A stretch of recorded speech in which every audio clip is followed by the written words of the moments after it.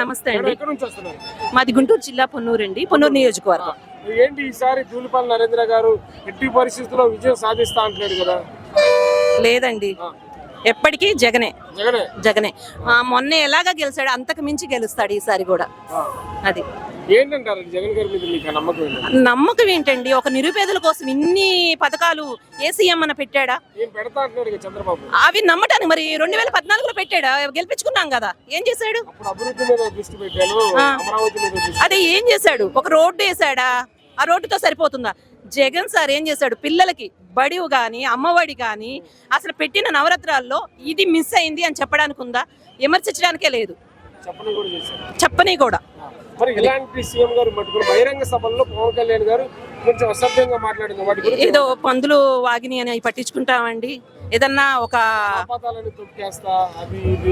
అయ్యో అది వేస్ట్ అసలు. అంటే పందుల లాగా మనం అవి పట్టించుకోకూడదు. ఏదో చూస్తూ ఉండే రోడ్డు చిచి అంటాం కదా పందిని.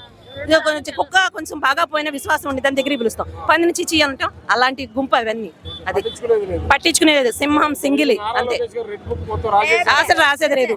2024 సీఎం ఏపీకి జగన్మోహన్ రెడ్డి. ఎన్ని పార్టీలు వచ్చినా ఉన్న పార్టీలని కలిపిన పెట్టుకుంది. 2014లో కూడా బీజేపీతోనే పెట్టుకుంది. తిరుపతిలో పెట్టారు మీటింగ్, చంద్రబాబు, పవన్ కళ్యాణ్, మోడీ పెద్ద మీటింగ్లు పెట్టారు, గెలిచారు. ఏం చేశారు? ఇది చేశాము, ఒక నిరుపేదన మాకు ఇదని హ్యాపీగా సెంటు భూమి లేనోడు ఎంత హ్యాపీగా ఫీల్ అవుతున్నాడు అది చూసుకొని.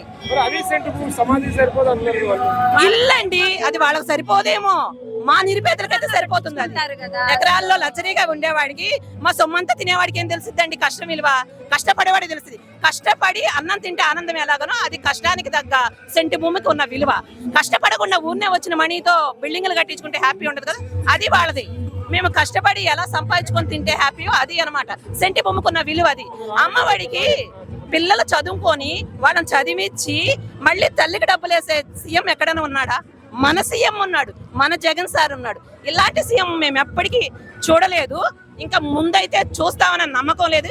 జగన్ బతికినంతకాలం జగనే సీఎం.